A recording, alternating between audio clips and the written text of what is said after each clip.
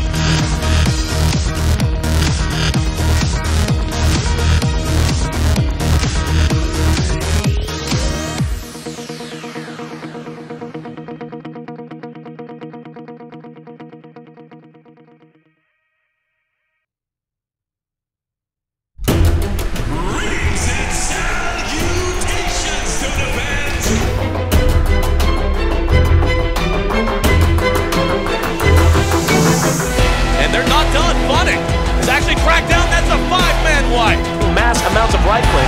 However, Song of the Siren disjointed the fight and came back in favor of Fnatic.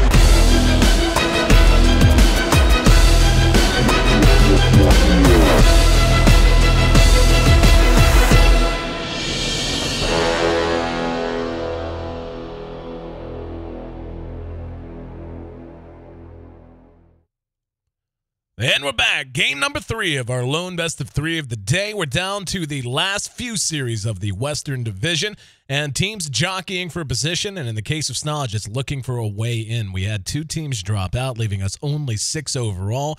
However, that does mean that there still is going to be one team on the outside looking in, and SNA does not want to be that one team who misses out on their chance to perform in the bubble race playoffs. Tinker, though, they're right there with them. I mean, coming into this, Team Tinker really heavily favored over SNA, but and based on their performance in Game 1, easy to see why. Game 2, though, Sneaky Nick's Assassins, living up to their namesake, just snuck up on them and just kind of clobbered them. Never really had a chance to get back into it after the early game didn't go their way, and some nice performances in particular coming out of IX Mike. TC, of course, farmed very, very well, and Brax as well on that axe. This time around, they're going to grab the Morphling again, going with a bit more team fight with the other 2 picks, though. It'll be Brewmaster and Elder Titan. While Tinker, they're sticking with their Venge and their Puck. They're grabbing the Witch Doctor now in 3rd position. I'm your host, Aaron AC Chambers. Guy on the other line, his name is Trout, and yeah, man, like that is one of the more stark reversals I've seen in quite some time of a team coming out and just dominating in Game 1 and then getting dominated in return in Game 2. So kudos to Knicks for being able to shake off the loss and come into Game 2 fresh and force us to the Game 3 we have now. Yep, I think it was just a big miss draft in the first game, and they knew that. Their draft last time was a lot better. I loved the Tide. Like they picked Tide first, and I was like already more of a fan of their draft. To be honest, the Tide was just really effective, as it usually is. So Sneaking Assassins go from something similar in the sense that they have more tanky heroes and more tanky cores on their lineup right off the get-go, with Morphling and Brewmaster, and then Elder Titan as a support. I'm assuming Elder Titan support, because that's all I've seen them do with that hero. And then Team Tinker, they have now just picked up a Chikiro, Witch Doctor, Puck, and Venge. So a similar lineup from the last one, honestly, except the Drow isn't there.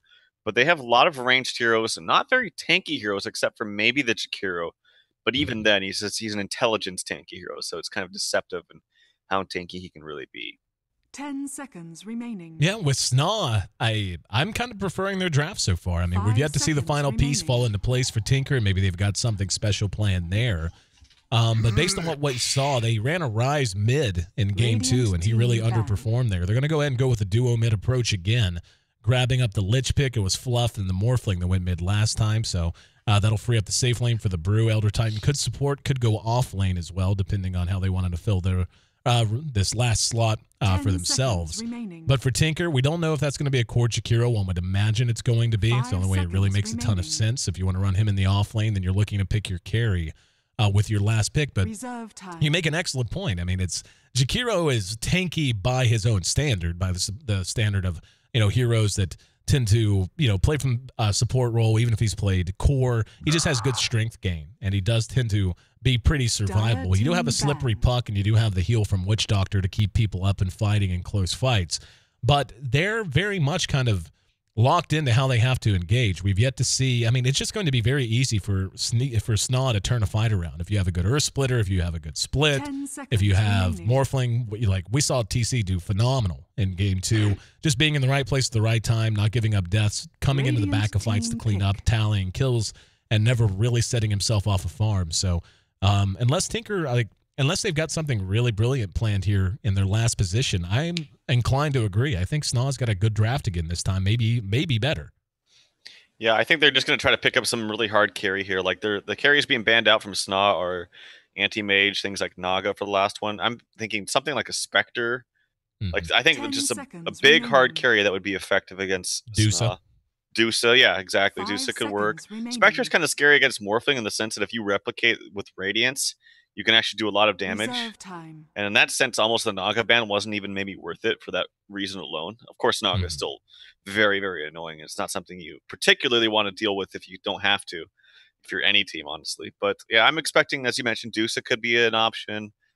Spectre could be an option. Slark is Slark banned. Slark is very good here as well. Yeah. Because it's good against the Brewmaster. You can't really target him. Weaver. Okay, they're going to go with Weaver. Not my favorite choice. I am not the biggest fan of Weaver, but it does fill that role of like we want to put a hard carry in this lineup. Yeah. I'm with you. I mean, Weaver's I'm always so mixed on Weaver. You know, every time I feel like I have a solid opinion on Weaver at this level, I see someone either really underperform or really overperform, and it makes me reevaluate. The thing about a Weaver is, if a Weaver gets out of control, gets a bunch of kills early, he can really just dominate. We've seen that a number of times at D2L play East and West already. But he's a known quantity. He has to get a certain amount of farm. He has to take a lot of time to do his own thing. And behind that, with Avenge Puck, Witch Doctor, and Jakiro, there's just no way that four-man squad is going to effectively fight into a Brew, an Elder Titan, and a Morphling if he decides to show up earlier rather than later. So for Tinker, their ability, and Clockwork, I actually really like that. Clock, excellent against the Weaver. Can force out an early time lapse if you manage to catch him out early, or manage to catch him in the beginning of a fight. But I feel like Tinker is really going to be hard-pressed to make sure they execute at all phases. Like I don't feel like they have a whole lot of comeback mechanic to them. I feel like they have to, not necessarily snowball, but everyone has to be doing their job, and they can't do what they did in Game 2, which is just not move well. Game 2, positioning, movement, decision-making was all kind of lacking, and it was SNA that was able to capitalize on that. And I think that's going to go twofold here in this game as well, especially when you have a Morphling versus Weaver matchup if you do go into the Ultra late and you're talking 1 versus 1. And I'm not sure who I would even prefer there. I just know I like Morphling late in general more than Weaver in terms of just what he gives you across the board. Yeah, I know why they picked Weaver. It's because outside of the Clockwork pick, they have no lockdown, like no real lockdown for the Weaver. And Weaver typically against those kind of lineups just does very well. Like Lich has absolutely no lockdown whatsoever. Easy to kill with Weaver. Elder Titan kind of with the Stomp, but it's not very easy to hit on an elusive target like Weaver. Morphling doesn't really have anything. You have the Boulder from Brax. That's about it. So in that sense, the Weaver pick does make sense. I just don't think that, just me personally, I'm not the biggest fan of the hero. It could still very much work here, though. 30 seconds against Nyx's lineup, just because of the lack of lockdown. But the clock does help that a little bit. If Weaver's not moving around constantly, then if you use the time lapse, you'll actually pop right back in the cogs. So he has to be careful about that. Yeah, I really like that Tinker is going aggressive with this. Looks like a little bit of lag as we'll let them pause and sort that out. But I do like that they're going aggressive in this situation. Anticipating the duo mid gives them a chance to abuse this off lane. I like Jakiro in an aggressive lane basically every time. And are they wanting to swap servers? Surely not. Maybe we will have to have a quick remake. I thought for sure. Let's go Southeast Asia. Yeah. Would love to finish my thought, but I got to watch this. As I'm flying solo today, our good friend and lead admin Gianni is actually traveling today, so Usually he's here to make these calls, and it looks like they're all kidding. So, gonna take, oh good, 1 minute as someone gets rid of some used liquid, and we'll be back. But anyway, I love Jakiro in general.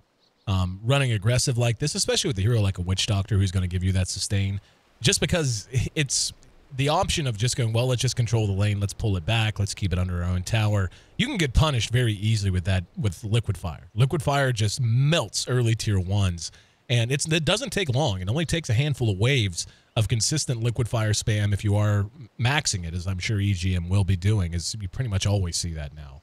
And it doesn't take a lot at all to get the tower down to force out a glyph. And then once you're able to get that kind of pressure on, the rest of the lanes get freed up a little bit in their own right, because now people have to react. Now you're constantly wondering if there's going to be a dive. And it just allows you to control the early pace of the game much more. And more importantly, keep pressure on a point that is going to free up Pycat to not be interfered with in mid. Arise, we saw, struggled quite a bit on the mid puck, so he's going to have a little bit more room to operate. Not going to be the easiest task against a duo lane in the Morphling and the Lich. But this does give you the other consequence of having the Clockwork played by Mike, who had a great game too. He's going to be one-on-one against the Weaver, so he's going to be able to get his 6 very, very quickly too. Yeah, that's I think the biggest thing is like how this solo lane is going to do. If Nyx can minimize their losses and still get some decent CS on the Panda, maybe bring the Lich up top to help out with this tri-lane, if that's what it's going to be, I would imagine it is. Just because things up here as well in the support. And then if Clock is able to do a decent time against the Weaver, like Weaver definitely wins that matchup. I think that there is a way for Clock to do okay though. Like if you cogs Weaver a couple of times when he tries to Sakuchi in, then it makes it like he's very reliant on that mana early on. He only effectively has, like right now, he has less than 4 Sakuchis. And they don't really do that much damage anyway. So if you can cogs them once, it's a huge win there for Ike's Mike.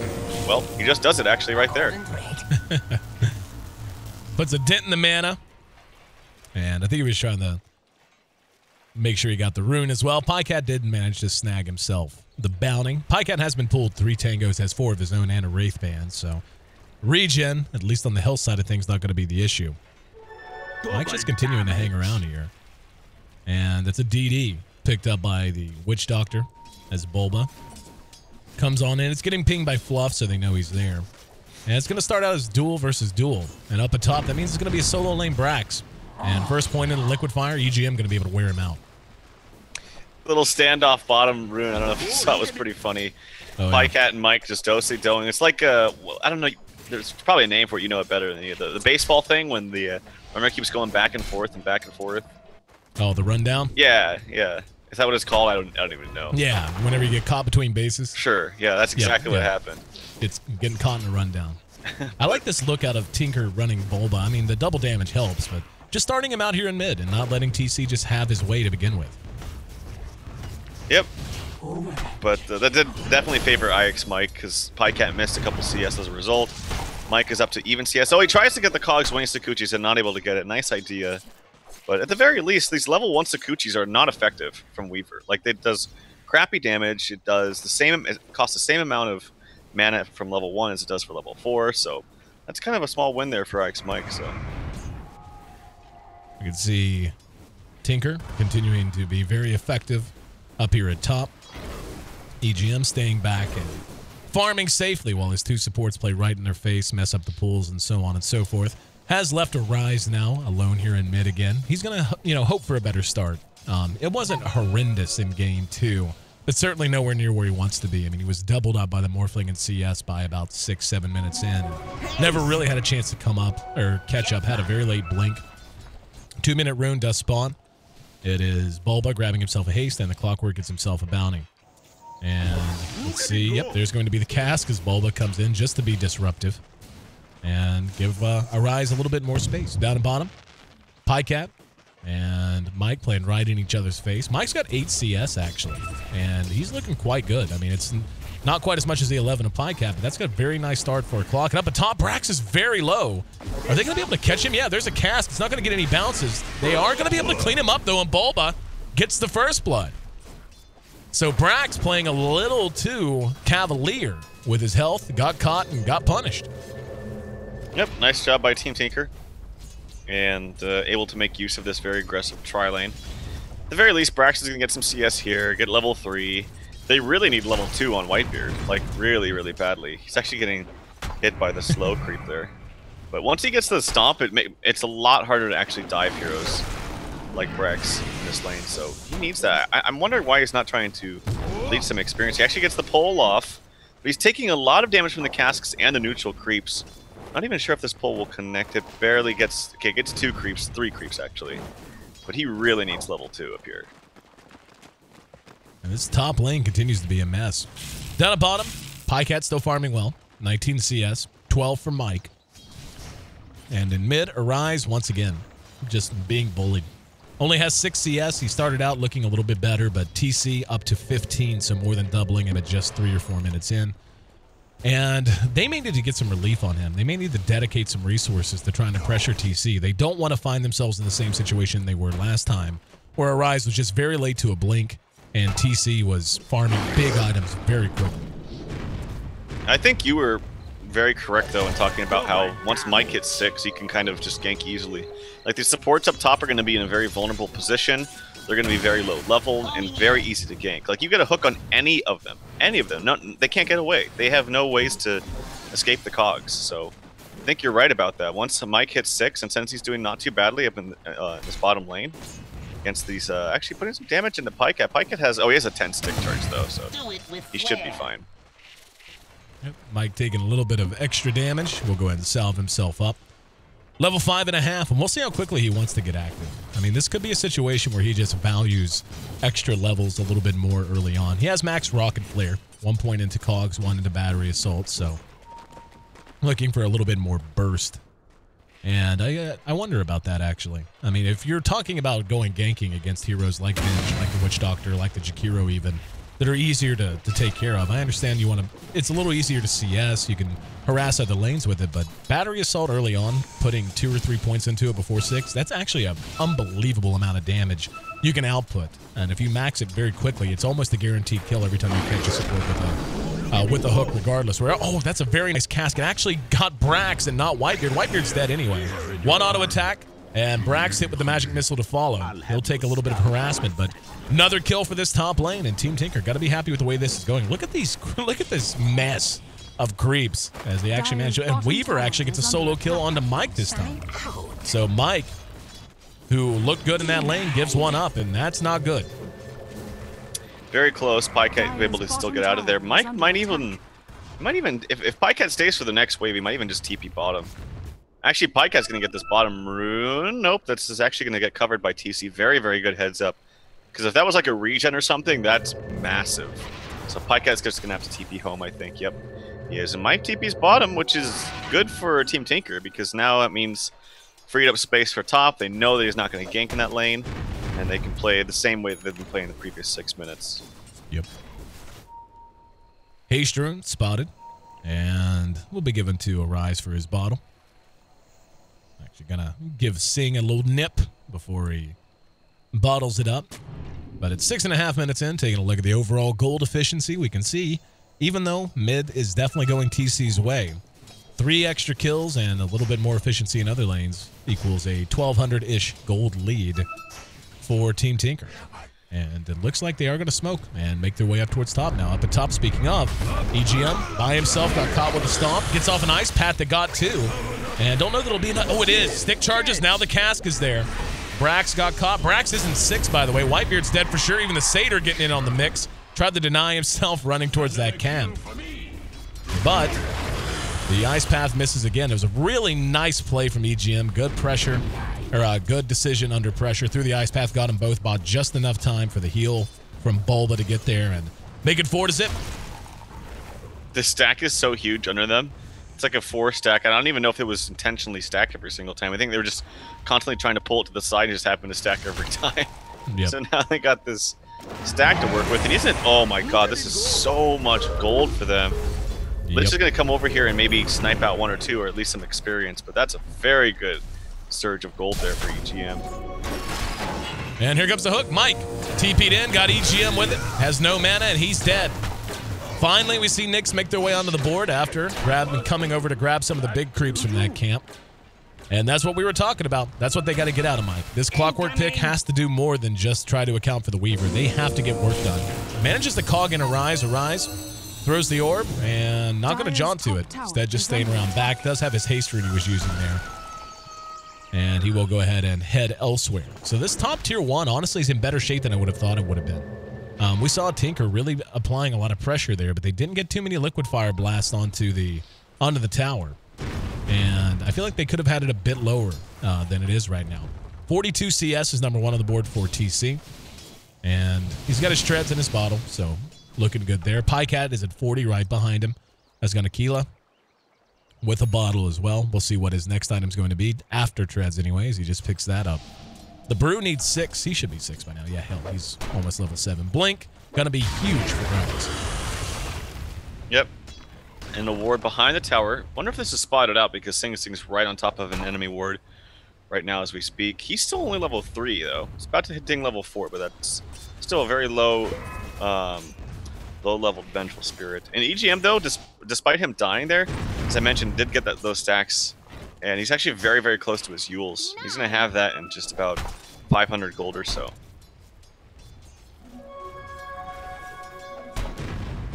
Keeping an eye on Brax. Looks like they want to do something with him, but it's so tough. You know, knowing he's level 6, you can see the liquid fire is wearing him down consistently. But TPs will be very much on point.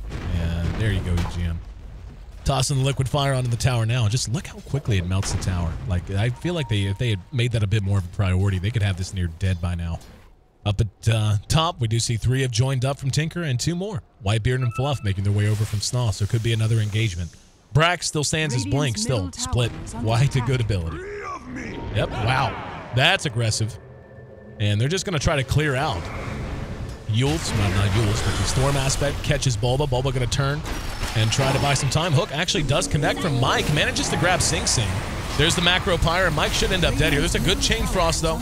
And Sing still trying to run for it. Bulba has to split off. They'll get one more bounce on the EGM and stop there. So they get Mike and don't lose anyone, surprisingly. And Brax is split now on cooldown. They may think about re-engaging. Not enough health, really. They didn't even get Bulba? Nope. Wow, they initiated onto him with the split, totally. That's very bad. I mean, I guess he's pretty tanky, though. He has a point booster and level 2 heal, so big win there for Team Tinker. Pycat was pressuring the bottom tier 1, by the way. That was just kind of sloppy from Brax. He really jumped the gun a little. And I understand you can't wait forever, and you want to try to catch him whenever they're as far forward as possible, but he was hiding out basically like right here. They come up, they get eyes, and he just splits and they turn. So it was going to be a pursuit anyway. The cask saved Bulba in a lot of ways, bouncing him, getting the bounces he needs. Just not a lot of focus firing either. And now this tier 1 top should end up dead. They don't have Glyph, they already used it. And again, just look how quickly this thing melts. Yeah, and also something that you mentioned too is that the Clockwork just hitting level 8 as well. He only has 3 points in the battery assault, so yep. The initiation and damage from him in particular isn't as high as it was if he had 4 points in battery assault, like, 4 minutes ago. Yep. So, and actually, if you look at the tooltip, it does 1,200 damage at level 4 altogether. Yep. Nuts. It's really underestimated. I remember talking to Bulba about Clockwork extensively. He's just a legendary Clockwork player. Hang on, speaking of, Mike gonna get Yules as EGM had just finished it, trying to find his way out. But battery assault doing the damage it needs to do. There's the waveform from TC, and he's gonna come in and help clean up the kill along with the clock. So nice play that time. Sing Sing tried to help out with the magic missile. Stomp misses him just barely, so he does make it to the high ground. And he's even gonna try to get a stack on. He's actually gonna succeed at doing so. So, despite being pursued, takes time to make sure his carrier's got something to farm. Speaking of farm, Pycat up to about 2K. What do you think for him? Lincoln's, BKB? Lincoln's doesn't really do anything this game at all, so I'd be kind of sad to see that come out from him. I don't think it's going to be effective. BKB is very good, and specifically the Brew and the Clockwork. So, action in mid. Here comes the Yules actually on the Morphling. No Ice Path. It was on cooldown. And this might have been a different fight if it hadn't been. Bulba's way up forward. There it is. Now off cooldown. TC is morphing strength, though. And eats a... Oh, they're going to catch him. Good coil that time from Arise, and they get Whitebeard behind it, and Fluff's not out of trouble either. That's going to be a double kill for PyCap. Splits there from Brax, but Bulba still continuing to hold his own and just heal through it. And here comes Mike back in, swooping in, got a big cog down. Nice ice path from EGM, though. Mike's going to end up dead at the back of this.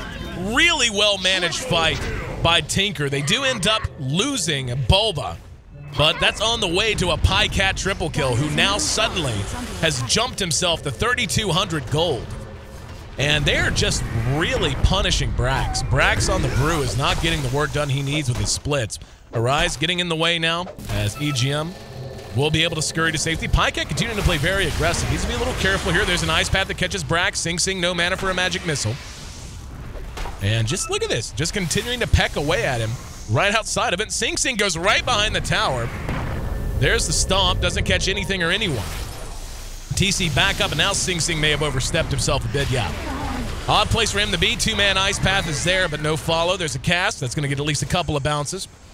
TC. Wow, I mean, even Bulba's playing way far forward. Here comes Brax. He actually had the clap on cooldown, so he missed it right off the bat. Bulba continues to pull back. Arise bouncing around throughout the fight, just trying to serve as a distraction and run interference. And the sentries going down on both sides. So odd sequence that time. I actually really loved the way Tinker played that out, managed the fight, and kept everyone alive for the most part. But then a couple of weird decisions from Sing Sing and Bulba to just play under the enemy tier 1 while everyone's respawning. They end up giving a little bit of it back. Yep, Mike has a completed Blade Mail now, too. Looking for still some action as they're still posting up here in the mid lane. Really want this tower.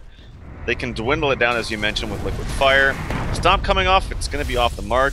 PyCat wants none of this, though, as he's like, I've been here for too long. They're fighting for way too long. I just want to farm. And he bought something. It's actually going to be a Deso. Okay.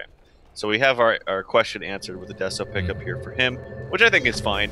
I think MKB also would have been great this game against Panda, which he still might get. I think BKB is fantastic, but you don't want to buy it early on for the reasons I've stated before. You just don't want to dwindle through those charges because you cannot rebuy it.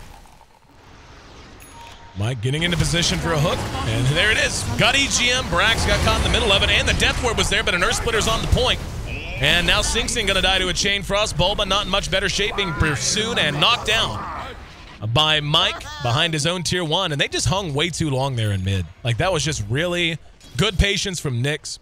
And again, you know, suspect decision making. Like, they had no business continuing to play right here whenever they know you have initiation potential from the Brew. Brew even had split, didn't have to use it. You had the Clockwork hook to worry about, and yeah, they punished them well. 7-9, Nyx keeping it close, and that's actually a pretty significant win for them. They cut the gold and the experience lead, come down more than half with that sequence, and in fact, they took the lead in experience. Nice play there by PyCat, actually. He was being really cheeky about getting the back door onto the mid tower. And despite already using the time-lapse and under some aggression with both Cogs and a stomp from ET, still able to actually get the kill. Putting some aggression onto Brax, trying to at very least force out an ultimate from him. If he gets enough attacks in here that don't miss, maybe he can. But not enough. Yeah, not enough. So early Deso pickup, very, very effective from PyCat, though. It's going to do a lot of damage. A lot of minus armor. Especially when you factor in Wave of Terror. Like, they're going to be able to... And, you know, that actually makes a ton of sense, because what were we talking about? Hang on, Arise engaged in mid. Engaging onto, I should say, TC. But we were talking about how tanky their lineup is compared to Team Tinkers, and how, you know, and we've seen it play out, you know, when the hooks and cogs are on point from Mike, it's deaths every time. They do have some survivability, but now, not the tankiest feel for Nyx anymore, because of the minus armor from Wave of Terror, because of the Deso and so on. And they just got to keep PyCat near the top. However, on top is the Morphling, and he's going for the early BKB. So he's going first item BKB after Treads Aquila. Yeah, I think this is definitely the right decision. So, good for him. EGM probably wants a... Oh, no, he's not going to go for Blink. He's going to go for the Force Staff, which is actually very good against Clockwork. Just being able to get yourself and allies outside of the Clockwork cogs, which is good. Yep. Mike, despite having a relatively good time, he's still low level. So he'd like to get some more levels on himself. It's level 10 now. Venge is up to level 7. You really want the level 2 swap. He's gonna go for a medallion too, so their Roshan potential is very, very high. Negative armor from him. He's maxing the Wave of Terror. The secondary maxing Vengeance, so only 1 point into the Magic Missile. I usually like to still see points put in a Magic Missile after Wave of Terror. I do like Wave of Terror max, but I think secondary Magic Missile is usually what I think is the best, but we'll see. Pycat continuing to pressure bottom. Brax can do nothing but watch from a distance. Still has split if he needs it. And we'll see if Pycat wants to grab that BKB next. Seems like it would make some sense. We're at 18 minutes in. And a very close game. And slightly going back in favor of Team Tinker. So, I mean, just the way that the graphs have been trending thus far. If Nyx is feeling it the way that we're seeing it, they should know that they are really under the gun to make fights happen. In terms of pure gold efficiency, that's going to be Tinker's advantage, at least for the foreseeable future. So they're probably going to look to get Mike involved again and get something working. They need to use Brax's split more often as well. And I understand they just want to farm TC and make sure he's in good shape regarding his BKB development, but I think Tinker is actually going to benefit a lot more from that, just giving Pycat all this time to do his own thing in mid. Fight's going to break out, and Mike's going to end up dead. There's a split, but they're going to be able to get Sing Sing and should be able to get a Rise as well. EGM cleaned up from behind, and Arise still trying to make a run for it. Has Blink, will use it, and Pycat's there. Arise still trying to kite this out, manages to jaunt, uses his wand charges. Pycat gets a kill behind the fight, and now going to town on TC. Brax is reassembled. There's a time lapse, and it looks like Pycat is going to want to get out of dodge. Ends up being a 2-for-2 trade, and somehow Arise managed to make it back to safety. So good interference there from Pycat, buying his buddy some time. Yeah, they didn't have Bulba there as well for that fight, who I think has enough for his full ag. I want to check the courier, see if he has 2 components for it. Yeah, he does. Yep. So that's a pre-20-minute ags here for the Witch Doctor, which is really, really good. He's got to be careful about his positioning, though, because there's a lot of ways to screw that up.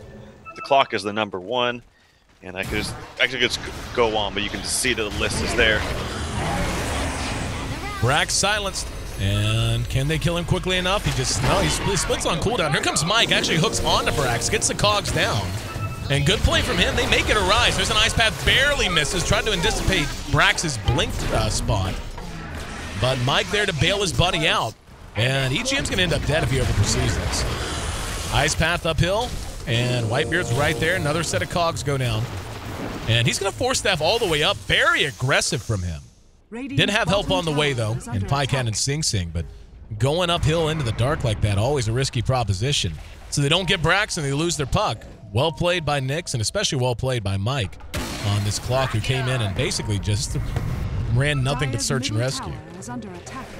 Yeah, the clock pick, it's the last pick here for Nyx, and I think it's doing a lot of work. Brax coming in, gets the auto attack on top of the clap onto Weaver with the help of the Sentry Ward. Sing Sing is going to fall too, I think. And he tries to swap himself away by Tiki, but no, very nice initiation from Brax.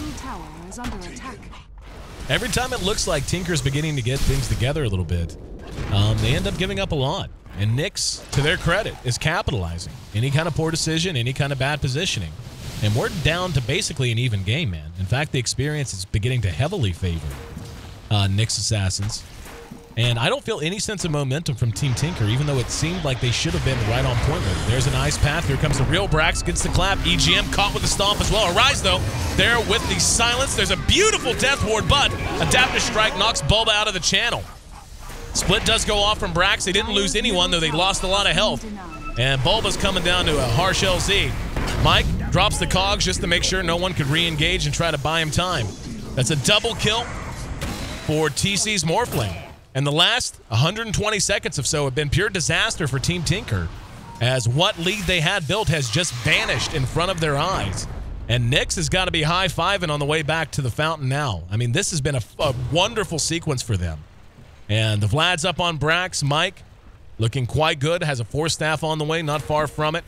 Even Whitebeard beginning to feel a little bit more relevant, but more importantly, TC, with his BKB done, has picked up an ulti orb. We'll see if he wants to go ultra defensive with the Lincolns, though I agree with you. I don't know that it is worth the investment, but that, a Scotty, a Manta, whatever, he's looking great. Yeah, and this is the problem too, is that Team Tinker is essentially running a one-core lineup, and it's the Weaver. So any kill onto him is just so much larger than it would have been in an otherwise normal game. Brax is in trouble here, though. And they're going to get him this time. Here comes Mike in to go. Again, though, Sing Sing's dead. The Cask is buying a fair amount of time, but Adaptive Strike from TC secures another kill. And good the trade for Brax, but now Pycat laying in the fluff. There's a nice pass. Got TC. Let's see if they can follow this up. Arise is there. Has Coil if he wants to spend it. BKB has been used. Heard an Earth Splitter. Whitebeard just trying to buy time. Coil will be used on the Elder Titan of all heroes as they just give up trying to pursue TC. Ends up being a 3-for-1 as they lost Sing Sing. But both teams throwing haymakers at this point. And that was just about down to even. And now beginning to slightly tilt back in favor of TT. If they can take this tower, and they should be able to take it very quickly. I mean, minus armor plus liquid fire. Yeah, this is not going to last long. And Roshan's going to be an option for them sometime soon now, too. You've got tier 2s in mid and bottom both down. And if they get another pick, I don't know they'll go now. Because Split's up, so they don't want to. Oh, no, they actually believe they can do it quickly enough. Look at this. Well, they do have Venge in the negative armor from the Deso, too, which is really, really nice. And we'll see if Nyx just rushes there. I think they'll get there in time, actually.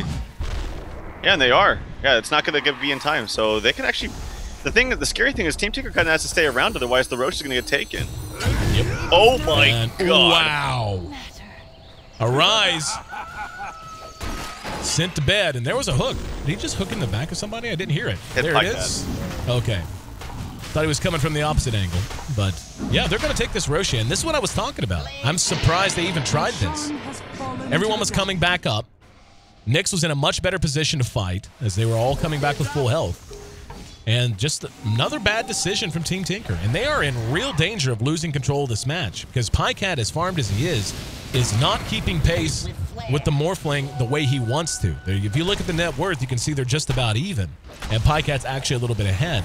But so far as Morphling's relevance and their ability to chain their ability to put the team fight together, it is going to be monstrous. And we can see, yeah, EGM's just dead. Never had a chance. And anytime TC gets his eyes on someone, he's just killing them, blowing them off the map. Oh, it's going to be even easier when Mike gets his 4-step, too. Yep.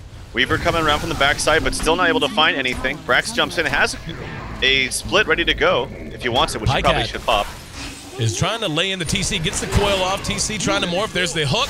And now Pycat will time lapse. TC does lose his Aegis. In the meantime, there's a death ward out from Bulba. Mike's being lit up with it. They do manage to get the Lich as well. Split was there from Brax, but Pycat continuing to chase out Whitebeard. Stomp does manage to catch him. And can they finish him off? That Lincoln's was just completed. And that might, ooh, so close to killing him. They know where he is, and they know he's low. And Arise comes back in. Brax could end up dead at the back of this. Very odd fight as it's continued to just string out. As it stands, though, I would call it a win for Tinker. Even though they did lose, well, they also lost the Aegis on the side of Nyx, so definitely a win for Tinker. 16-18. And who knows, man? I thought that was a point where we were just going to see Nyx take control of the game. And instead, Pycat engages at the right time and manages to punish them for it. Yeah, I thought that was kind of weird play from TC, actually. He just stood there and didn't morph strike. Yeah. And he didn't pop his BKB and just let the Aegis go. Like, maybe he was thinking, I want to do as much damage with my agility morph as possible before I use my second life. But I think that was kind of a waste, and he didn't really do that much. So, wondering why he didn't. Maybe he was out of mana? I find that hard to believe, though.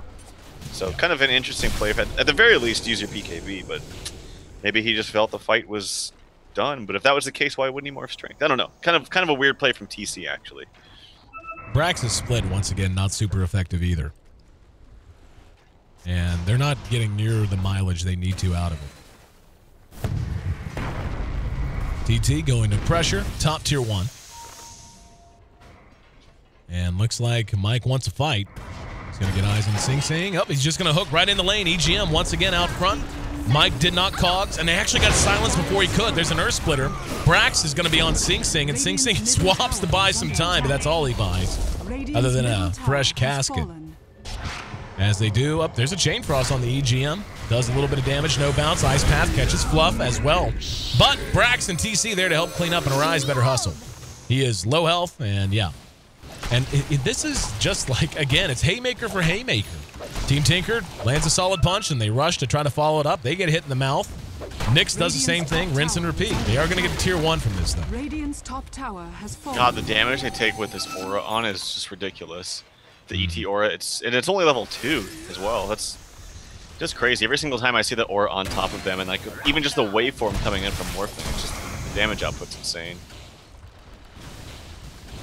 Okay, they want to pressure the tier 2 now, but just to build on that, you know, ET is actually considered one of the better counters to Morphling. Hold that thought. Mike goes in, gets 2-man. Sing Sing was caught inside. Outside, though, Arise comes back in, gets a silence off on the Brax. Brax has his ulti, but doesn't have the mana. Mike's going to end up dead. And now, finally, has enough mana. Decides to split. EGM caught with the rock. And TC's right there as well. They need to focus fire. TC caught with an ice path. EGM still somehow up and fighting. TC does manage to replicate away. And now, they're just going to chase down Brax. Using the Elder Titan, Ancestral Spirit. Nice ice path. But Brax does reassemble, and the stomp only delays the inevitable as they get Venge, but give up 2 again. And I'm telling you, man, Brax has got to get it together. His splits are just so completely unimpressive. Yeah, it doesn't seem like he's getting too much done with them. He also really needs a BKB. He's got another 3,300 under his belt, which is nice, but yeah, getting like that was a free kill onto the Venge.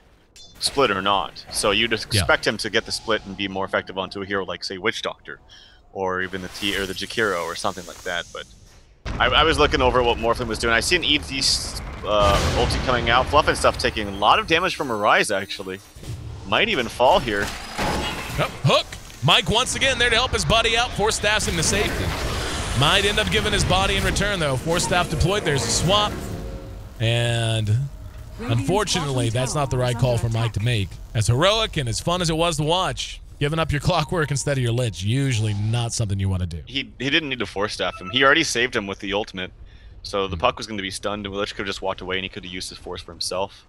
So I think a good idea, but a little bit of a misplay there. Radiant's bottom tower is under attack. Tinker once again pressing on this tier 2 top.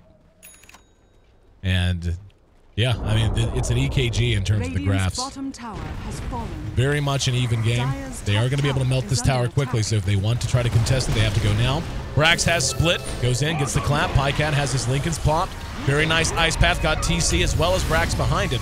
Good Echo Stomp, though. Stunned a couple. Jakiro tossed into the air. TC up doing what damage he can. They're trying to focus down Bulba. Bulba gets off the Death Ward. TC very low health. Another good ice path thrown. Caught Fluff and changed the path of Brax. He tried to pursue him out. Magic Missile, and now the Yules tosses him up. And, yep, there's a waveform through. Mike, once again, on point with his hooks and his cogs. They got the Weaver, most importantly, as Pycat dropped. And they may get a rise. They should have. A little bit of a misplay there from Whitebeard. Really should have had it there.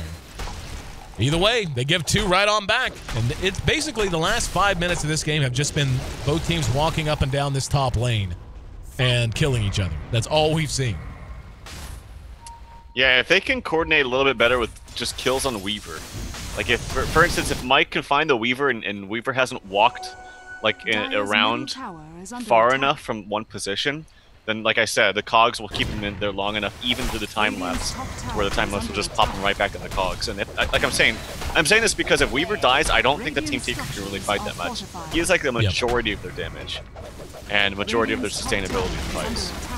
Radiant's top tower has One thing we've seen outside of a couple of isolated incidents is I feel like Nyx has actually really dealt well with Bulba. We've seen him hit a couple of death wards here and there that did some decent damage, and he's had that scepter up forever. I mean, he's working on a BKB now, and BKB will be huge for them. That's just such an immense source of extra damage. But for the most part, I feel like they've really reacted quickly when the death ward has gone down. We've seen TC holding on to Adaptive Strike to make sure they use it to knock him out of it. And for the most part, he hasn't been as effective as it looked like he was going to be based on how much farm he had early. Mike, outside of a couple of suspect decisions, but even then, just slight miscalculations as opposed to flat-out bad decisions. He's played really well. And we said coming in, they needed a lot out of their clockwork. They've definitely got it. Mike's Game 2 and Game 3 performance has been legit. Yeah, and I also think the hero that he's on is a little bit stronger in this situation. Like, I think Clock was very necessary this game. Seeing the lineup that they had against the last pick Weaver, and they had one more pick against that, I think Clockwork is a perfect counter pick to that. I really think it's been effective. And the last time saw him play the Tide, which was the first pick, but a much more effective pick as well than the Mat Rider in the first game. So has had a little bit better opportunities in game 2 and 3 for sure. Both teams have settled down a little bit. Roshan likely to be our next point of contention. We'll be back up very shortly. Taking a look at TC, still sits atop the net worth. He's added a Yasha. Had that excuse me, had a hiccup. Had that Scotty up for a while now. Taking a look at the KD and how things have fared. 9-2 for Pycat's legit. Brax, you know, this surprises me. I'm not going to lie. Have not felt like he's been that effective, but he's tallied 8 kills to only 3 deaths. So even though his ults maybe left something to be desired, he has nonetheless had an impact. 7-1 on TC's Morphling, so he's in great shape. Then it's a grab bag after that. But TC is getting very large. And the build that we're seeing out of Pycat going with the Lincolns. Wonder if he'll go BKB next, or if there's going to be something else he wants to pick up. He's actually going to work on TC, BKBs, waveforms, and TPs. And we can see why. Did not want to take a chance with that much damage output. Up at top, we see EGM spotted by Brax. Yules buys a little bit of time. There's a nice path to follow. Brax tried to get out of it. Hook off the mark from Mike. One of the few he's missed this game, so a little bit of a missed opportunity that time. That happened right after the 4-staff from EGM. It was so quick and so close. But I think for Weaver, he definitely needs an MKB. And I would say the majority of Brax's kills have actually just been clap and attack. Like with the ET aura on them, it's done so much damage. So clap attack, clap crit, been very effective. But yeah, Weaver, it looks like he is going to go for an MKB, I think. Let me just double check. Yeah, the 2 javelins on the career. Especially as you saw the Morph just TP out right in front of you with the BKB. If you're able to proc him with an MKB and just stop the TP, that's going to be very good. Obviously, against Brewmaster in general, MKB is very necessary. So I like that pickup. I don't agree, though, with Brax getting the AC. I think he needs BKB.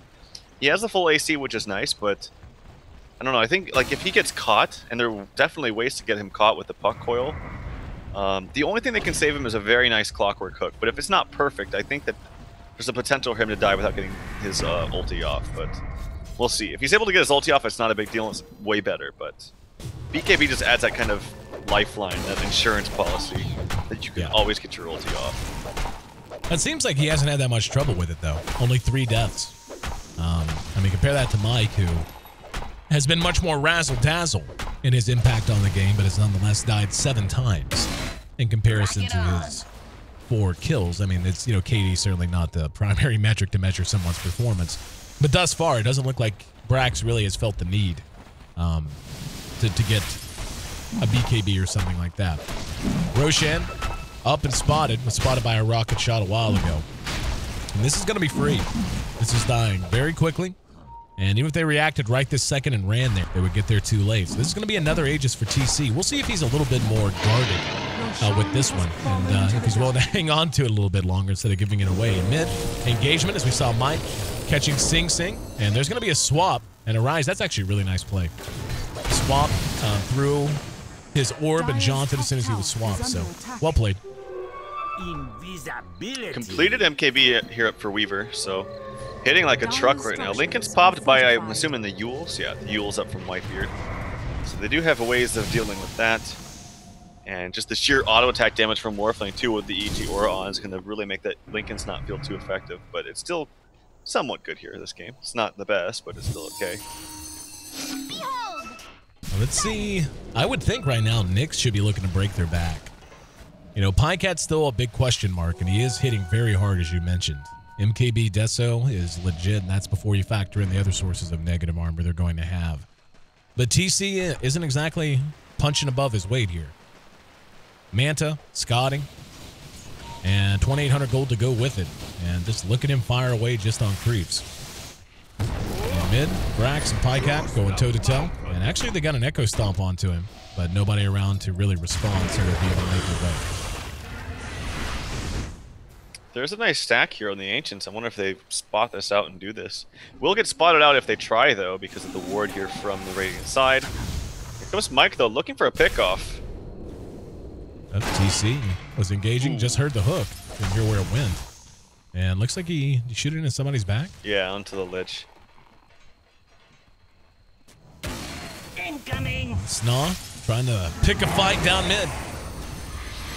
Macropyre laid out defensively. TC, though, just doing work with his right click and not worrying too much about damage taken. Radiant's middle tower is under attack. Tier 1's going to end up dropping. They don't even expend the glyph. There's an Echo Stomp Tower has fallen. just to secure themselves. Elsewhere, we can see at bottom, Pycat is trying to split push. Dagon's actually picked up now onto Whitebeard. So just one more answer for the Weaver. Grab a Dagon, and all you want to do is burst it.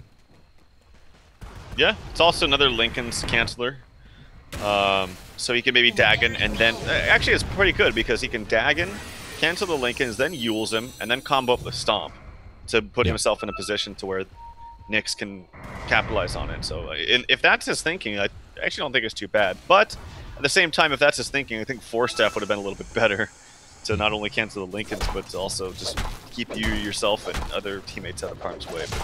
But yeah, we'll see. We'll see how it pans out here. It's a lot of gold actually coming out from Whitebeard, too. Well, what we've been seeing for the most part is that, wow, Arise came in, ate a bit of damage. He got the Waning Rift off, but yeah, he ate half a life bar's worth of damage in 2 seconds. But what it seems like they've been doing is basically leaving it to Brax to get onto him and pop the Lincolns with Drunken Haze. That's mostly what I've seen happen. And in that regard, I like the Dagon more because, I mean, he's gone Glass Cannon, he being Pycat. He has built a Lincoln's, and that's the extent of his survivability, and, you know, outside of Treads being switched to Strength. So if you can just burst him, he's going to be down. I mean, like, that's what they really needed here as opposed to what TC offers. Without an E-Blade, he's much more sustain-oriented. We actually see Yules aplenty on both sides. Brax came in, got the clap. There's a magic missile. They are sieging the tier 3. Pycat is yet to come back, and let's see how much they want to commit to this. Brax is still sitting back, hanging on to his ulti. Good patience from him there. They got to decide soon. They either have to fully commit or they have to send someone home because Pycat is pecking away at this tower in a big way. And yeah, they're going to have to pull all the way back. Here comes one, and Pycat is going to... He may get this tier 3. In fact, he's going to. Misstep and misplay there. They need to get Pycat in response. And they spawn him out. He's got time lapse. There's the Echo Stomp. They're waiting. And yeah, there's the time lapse and immediately Dagons to break the Lincolns. And he's going to run back into the base. Knowing there's no tower here, he does have a TP. And he does manage to make it back. Are you serious? Arise in the meantime ends up dead. And now TC could be in trouble. Mike's there to help bail him out, though. EGM trying to do what he can, but the battery assault won't let him finish a cast animation. So that's a monster kill for TC. And Sing Sing trying to make a run for it. There was a caster. Now TC will replicate. He's going to go ahead and waveform up to the high ground. Gets eyes on Sing Sing. Got him with an adaptive strike. Double kill, godlike. And that was absurd, by the way. Pycat managing to make it away up at top. And now TC's going to end up dead. Pycat has Shikuchi. Can he get on him? Yeah, he loses his Aegis. So he just played way too aggressive. He secured the kill, and all he had to do was pull back. I guess he didn't have that much time left on it, so not that huge of a loss. But nonetheless, more madness as both of these teams kind of all over the grid. God, the debuff of the Vengeance Aura is actually huge. Look at that on Morphling. It shows negative 27 right now, but it's actually more than that. Yeah, negative 63. So that's a pretty good chunk of damage that he's losing out when he has it on him. But Morphling now has a full E-Blade picked up. That was actually a really nice play by Mike. I don't know if you saw with the Replicate. He actually forced the Morphling Replicate forward towards the Vengeful Spirit so that he could replicate and just close the gap a little bit more. Yeah. Nice play there. Mike actually gets a 2-man hook. Follow-up is there. Brax coming in to help clean house. Bulba. That's a wishful thinking Death Ward if ever there was one. And that's a godlike double kill. Beyond godlike, as a matter of fact, for TC. As he's now at 11-1. Aegis or not, and I was just saying, you know, he didn't have the E-Blade.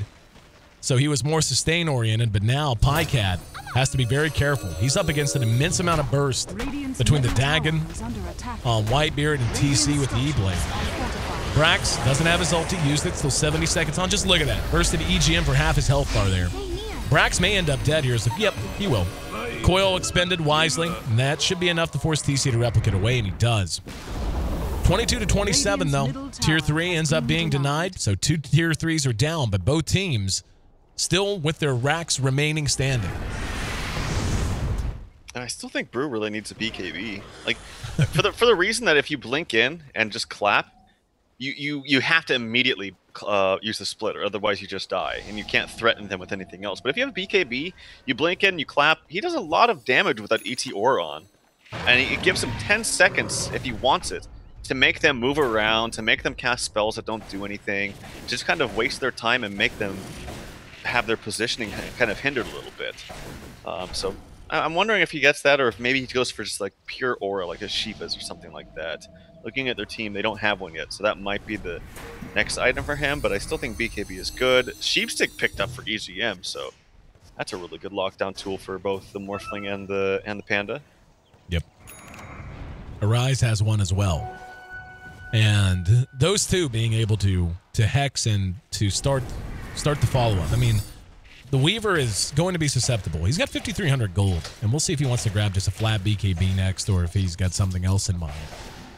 But they need those two heroes, the Puck, played by Arise, and EGM Shakiro, to be on point with the hexes. Because if they can hex and kill off the Brew with their Morphling, the combat potential of Nyx falls off immensely. Mike gets eyes on Sing Sing, and he has just been a terror for this poor Venge. And Sing does manage to make it out there using the Force Staff. Mike has a Ghost Scepter, and he's going to Force Staff himself to safety as well. And now there's going to be a swap as Pycat's there to help follow it up. In the meantime, EGM died out in the river. And we're actually going to see Arise cleaned up as well. As that Dagon 2, Whitebeard going for the upgraded model. Helps secure yet another double kill for TC. TC sitting at 13, 1, and 7. His net worth finally beginning to open up a bit of a gap between he and Pycat. Not the biggest, but still a couple of K. And yeah, that is a flat-out BKB pickup from Pycat. Yeah, I like that decision, but I don't know. It seems very scary. This Morphling's almost 6-slotted with a Butterfly on the way. Presumably up soon. I think they just lose. There's no buyback. No, I'm serious. Like, there's no buyback for anyone on Tinker. And what are they going to do? Like, how do you fight without those two hexes that we were just talking about how important they are? Like, they're going to get at least 1.5 sets of rags. And they're trying to buy time, but yeah, TC, here comes Pycat. Brax still has his ulti, and there's the BKB shown off by Pycat. Look at the damage he's taking, though. He has the time lapse. He cut it as close as he could. There's going to be an Earth Splitter, and that used to be a hero. And yeah, there's going to be the split. Here comes EGM fresh up. TC still in good shape. Yules onto the Jakiro. And yeah, Brax is just going to work on the racks. Ice Path buys a little bit of time. Pycat helping to focus them down.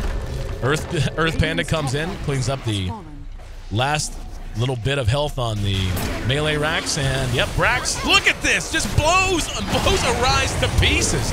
Brax ends up dead. There's a very nice death ward from Bulb, arguably the best of the game. They end up getting TC and Brax by the time all is said and done, but they gave up two. They gave up Arise and EGM once again. But more importantly, they gave up Brax. And I don't know what they do now. Like, they're just going to have to sit and play defensive and hope for major throws from Nyx. God, Pycat does hit really hard, though. Yeah, he does. But he also gets hit really hard when the ET, man, like, it's hard sometimes because, you know, people always talk about it. It's not very flashy. You don't really get to see the aura come into play like an ability like, say, Laguna Bladed from Lena or something like that. But, man, when it's on, there was illusions and the ET aura on the Weaver, and she just got owned by illusions. Imagine if the real hero was just focusing him for a second. He would have died. Completely agree. And now, if you're TTing, you just gotta hope. Roshan is back up. Pycat's going to take it in a hurry. And nobody from Nyx is in range. So this should be a free Aegis for Pycat. Issue is, though, Aegis or not, they've got about one good fight left in them. And Sing Sing's going to die here. Yeah, just died to an Echo Stomp from Whitebeard. That actually buys time as Pycat is still going to work. They're not going to be able to get in. Did Fluff get in there? No, Weaver got it. He may end up giving it back really quickly, though. There's the Lincoln's pop, and Fluff's going to end up dead. Arise is there as well. Whitebeard, a little aggressive there, buddy, as he feeds Pycat a double kill. And I understand wanting to be cheeky, but that was really just unnecessary. Sending the Lich in's one thing. He has the blink, and you take a chance because it's a Lich and it's late game. But losing your Elder Titan for no reason, little questionable. Yeah, he does have buyback, so at the very least he can help defend with that. Morphling's up with... Does he have buyback as well? Yeah, he will have buyback after this as well. He's not going to go for the butterfly. He's going to go for, presumably, a Lincoln Sphere. I don't think there's any other options for the ulti orb, unless I'm missing something. So that's good against the hexes now. Like, before it wasn't as effective, but now it actually is much more effective. So, in that sense, I do agree with that. I'm wondering if they need the buyback. No, they shouldn't need a buyback on BET because they have Glyph. Down the bottom, they're going to go for it. Ice passes out, Pycat, BKB. This is a 9-second duration one, if I'm not mistaken. They're just going to blow EGM to pieces. He does manage to Yules and buy some time. Brax still has his ulti, hasn't expended it. Sentries are down. Pycat in a bit of trouble. Mike's right on him. And TC going to try to pursue him out. They need Dust to outrun those. Another Yules used on the Mike. And Whitebeard right on top of him. Arise caught with yet another Yules. And Dagon there just for good measure. So they make a run at it. This was the tier 3 that was already missing, by the way. And they did nothing but get some damage on the range racks. Let's talk buyback. Looks like none for Puck. And once again, none for EGM. And yeah, I said this before, and I think it's still true. I think they just lose. They just lost the racks for free, too, up top. Range racks just fell to creeps. I don't know what they can do. And that's kind of what I was saying. They have one good fight left in them, and it didn't work out. There is still a tier 2 at bottom, so that should delay them sufficiently to allow some respawns, at least on EGM.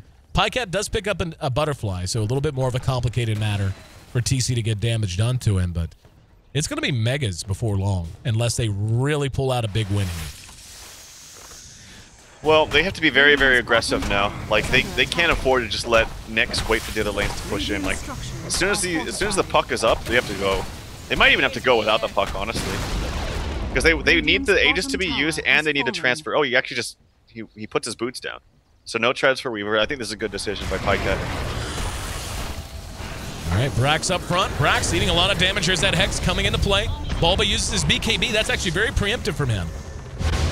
And Earthsplitter was there to try to zone out a bit. Everyone back. No, they lost EGM again. I didn't even notice they killed him again. Sing Sing. Now very low. Has to run as well. They're just going to crest high ground. Pycat's doing what he can, but he's a one-man band at this point. There's going to be the Echo Stomp. Was wound up by Whitebeard. But, yeah, the illusions alone are doing a ton of damage to this Rax. Hooks off the mark. There's going to be a Hex on the TC. Arise came in. Kind of in no man's land behind that.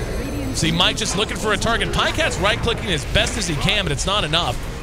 And they do manage to get Bulba behind the fight as well. TC, there's Mike with a hook. Got it this time. Sing Sing once again caught inside. It's a double kill for Fluff. Arise still doing what damage he can, but he drops in a flash. And here comes Pycat back up off the Aegis. But he can do nothing by himself. That's Megas. And that's probably your ball game. Yep, they don't have any ways the super creeps anyway, unless they bought a Mjolnir onto the Weaver, but nope. All the buildings are dead. This will be GG. Nyx will take this 2-1. So very nice performance from, honestly, everybody in these last 2 games from Nyx.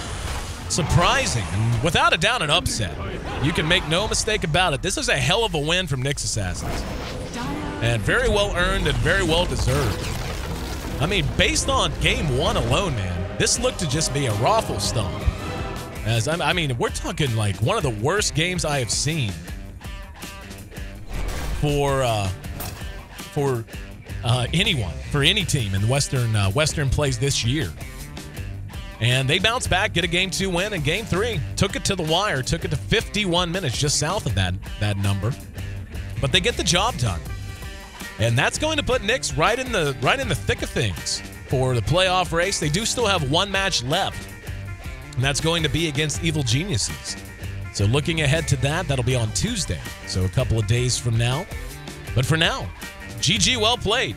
And more great play from TC, man. I think TC is really found... I mean, sometimes we see Nyx go up and down. Sometimes we see him have bad games. But for the most part, I think TC, our good old friend Tyler Cook, the Troll Chief, has really been playing better. And you had made mention of that earlier. And I just think it's worth reiterating. He looked good this game. He certainly dies less than any carry in the scene, honestly. Like, he's very consistent in his play, and he doesn't die very much. He's more safe than sorry, and I think on a carry player, that's the most important thing. And I just think, yeah, I think he's been improving a lot, and I think the biggest reason for that is just he probably just feels more comfortable on this team. Like, I think that Yeah. goes a long way for him specifically. I think he's a player that really plays better when he's not under pressure or he doesn't feel comfortable. And I think this is a little bit of a better situation for him. So 15-2 for him. Nice performance in the Morphling, both games actually, last game as well. And IX Mike with the clockwork. I thought he played very well this game actually too. Had a rough dive from the Weaver early on. I think Weaver still has a better matchup in that scenario, but was able to be very effective with hooks all across the map. Well, with this upset, I'm looking at the standings now. This creates a very interesting situation. Because right now, with the dropout of Cloud9 and Alliance, so that's done, each team in the West only has 5 series they get to play. 6 teams total. Navi US sits at 1-5. Tinker is now, or 1 out of 5, I should say, so 1-4 overall. And they're done. This was Tinker's 4th series, so they have 1 more. That's going to be against EG, and they only have 1 win, man. Like, they have struggled. And because of that, they're in real danger of missing the playoff race. As Empire has 2 wins, Sneaky Nyx Assassins has improved, and they're right in the middle of the pack now, so they're going to the playoffs for sure. VP finished at 4-1 in their Western run, and EG sitting right there with them. They're at 3-1 right now, with that last series, as we mentioned, coming up on Tuesday. And I'd have to take a look at the tiebreakers, but if Team Tinker goes in and loses that series, I'm pretty sure that launches EG straight to Vegas as a direct qualifier. That would make Virtus Pro the #1 seed in the playoffs. And then after that, you're talking Team Empire, Sneaky Nyx Assassins, and potentially, if they lose again, and this is all just hypotheticals, if Tinker loses the EG, I'd have to look at the tiebreakers. It'll either be Navi US or Team Tinker that make it in, and the other's going to be gone. So you're talking a real chance for Tinker to miss our playoffs entirely if they don't get a win against the EG on Tuesday. And a win against the EG is a tall order on any day, let alone with that much on the line and a direct qualification spot on the line for EG as well. Yeah, absolutely. It's going to be a lot of fun to see who can make it to those stages. And I got to say, too, that I'm not really expecting some of the teams that are doing well right now to do this well. Like, I thought Sneaky Nyx Assassins being brought in here the last minute, so to speak, wouldn't be so effective. But they're proving the haters wrong, so to speak. Sure enough. All right, guys, it's been a hell of a fun day. We are off again for a day or two. Actually, just tomorrow, I suppose. We're back on Tuesday. EG taking on Team Tinker in a match that has a lot of implications. It'll be a best-of-3 kicking off. I'm pretty sure that's a morning broadcast again. I can double-check real quick. But anyway, you'll find it listed in a variety of places, so not a whole lot to worry about on that front. And congratulations once again to Sneaky Nyx Assassins who get the win. It's actually going to be at 20 CET on Tuesday, so make sure you tune in. 11 a.m. Pacific Standard Time, 2 o'clock if you're on the East Coast, and 8 o'clock for our European brothers and sisters. But if this is your first time here, hopefully you enjoyed the show and had as much fun as we did. Make sure you hit follow here on twitch.tv/D2L. Want to have you back, not just for that match, but for all of the matches between now and Vegas coming up that first week in January at CES 2015, and then tons more on the way in 2015 as a whole. I'm EC, and that's Tralf. You can find us both on Twitter as well. It's at EC, at AYESEE, and at TralfDota, TRALFDOTA. For now, going to sign off. Hope you've enjoyed your weekend, and hope all of you have a fun Thanksgiving if you are the type to celebrate that. Lots of turkey, lots of victuals, the stuff you crawl with. But we'll see you one more time before then, and we hope to have you back again on Tuesday for SNA versus for Team Tinker versus EG. On behalf of myself, Tralf, and everyone at the D2L, hope you enjoy your morning, evening, or afternoon, and enjoy.